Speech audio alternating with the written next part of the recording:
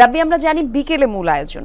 এই মুহূর্তে March for ইউনিটিতে কি কর্মসূচি চলছে জানাবেন আমাদের। কলি, সকাল থেকেই মিছিল আসছে, ছাত্র জনতার মিছিল। সেই মিছিল শহীদ মিনার আসছে, বিভিন্ন জেলা থেকে ছাত্ররা আসছে।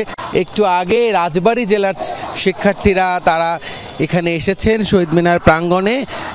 শ্রীলঙ্কা আবারও রপ্তানিতে শীর্ষে।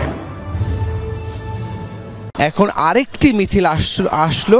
এভাবেই কিন্তু সকাল থেকে আমরা দেখেছি পঞ্চগড়, নাটোর, সিরাজগঞ্জ, রাজবাড়ী সহ বিভিন্ন জেলার ছাত্র জনতা, বিশেষ করে আমরা শিক্ষার্থীদের এখানে দেখেছি যে শিক্ষার্থীরাই এখানে এসেছেন মূলত বৈষম্য বিরোধী ছাত্র আন্দোলন যে ডাক দিয়েছেন শহীদ মিনারে জমায়েত হওয়ার, সেটি ছাত্রদের পক্ষ থেকে। তাই বিভিন্ন জেলার শিক্ষার্থীরা যারা এই ফ্যাসিবাদ বিরোধী আন্দোলন করছেন, সংগ্রাম করছেন, তারা এই শহীদ মিনারের ডাকে যে কর্মসূচি, সেই কর্মসূচিতে অংশ নেবার জন্য এখানে ভোর থেকেই এখানে আসা শুরু করেছেন কলি।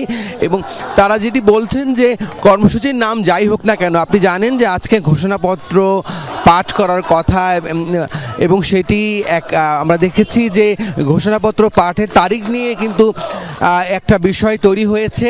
এবং আজকে ঘোষণাপত্র পাঠ বা যাই হোক না কেন কর্মসূচি, ফ্যাসিবাদ বিরোধী যে ঐক্যের ডাক, সেই ঐক্যের ডাকে ছাত্ররা সকল মানুষের সম্পৃক্ততা চাইছেন, সবাই যেন অংশ নেয় এই শহীদ মিনারের এই কর্মসূচিতে, সেই কথাই কিন্তু বলছেন কলি।